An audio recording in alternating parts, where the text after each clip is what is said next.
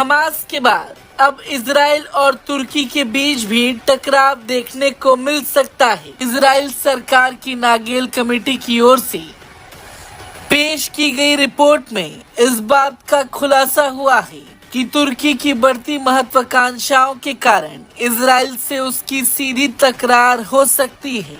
रक्षा budget और सुरक्षा रणनीति पर नागेल कमेटी की नवीनतम रिपोर्ट के मुताबिक इजराइल को तुर्की के साथ सीधे टकराव के लिए तैयार रहना चाहिए। सरकार द्वारा स्थापित समिति ने चेतावनी दी है कि अपने ओटोमन युग के प्रभाव को बहाल करने की तुर्की की महत्वाकांक्षाओं के कारण इजराइल के साथ तनाव बढ़ सकता है। रिपोर्ट में सीरियाई गुटों के तुर्की के साथ जुड़ने के जोखिम पर प्रकाश डाला गया है, जिससे इजराइल की सुरक्षा के लिए एक नया और शक्तिशाली खतरा पैदा हो रहा है। रिपोर्ट में कहा गया कि सीरिया से खतरा ईरानी खतरे से भी अधिक खतरनाक हो सकता है। रिपोर्ट में चेतावनी दी गई कि तुर्की समर्थित सेनाएं क्षेत्रीय अस्थिरता को बढ़ावा देने के लिए प्रॉक्सी के रूप में कार्य कर सकती हैं। समिति का मूल्यांकन क्षेत्र में तुर्की के राष्ट्रपति एर्दोगन की बढ़ती मुख्य नीतियों के बीच आया है, जिसे कुछ विश्लेषक इजराइल के हितों के प्रतिकूल मानते हैं।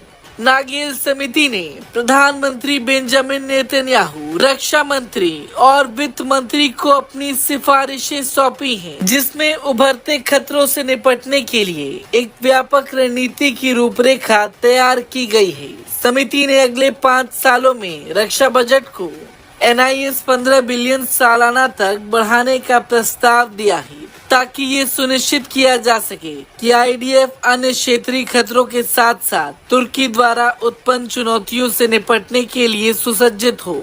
वहीं नेतन्याहू ने भी रिपोर्ट को संबोधित करते हुए कहा है, हम मध्य पूर्व में बुनियादी बदलाव देख रहे हैं। ईरान लंबे समय से हमारे लिए सबसे बड़ा खतरा रहा है, लेकिन नई ताकतें मैदान में प्रवेश कर रही हैं और हमें उसके लिए तैयार रहना चाहिए। ये रिपोर्ट हमें इजराइल के भविष्य को सुरक्षित करने के लिए एक रोड मैप प्रदान करती है। तुर्की के साथ संभावित टकराव की तैयारी के लिए समिति ने कुछ उपायों की सिफारिश की है, जिसमें उन्नत हथियार, इजराइल की लंबी दूरी की मारक क्षमता को मजबूत करने के लिए अतिरिक्त F-15 लड़ाकू जेट, ईंधन भरने वाले विमान, ड्रोन और उपग्रह प्राप्त करना है।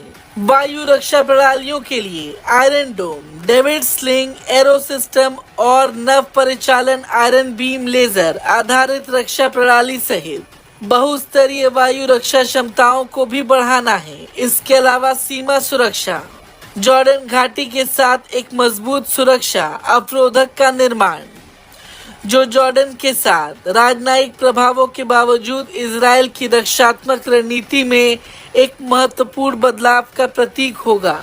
कुल मिलाकर अगर देखा जाए तो तुर्की और इजराइल के संबंध अच्छे नहीं हैं। हमास और इजराइल की लड़ाई में तुर्की ने इजराइल का विरोध किया है और इजराइल को भी ये बात समझनी होगी कि तुर्की कोई आम देश नहीं है। तुर्की की ताकत से दुनिया वाकिफ है।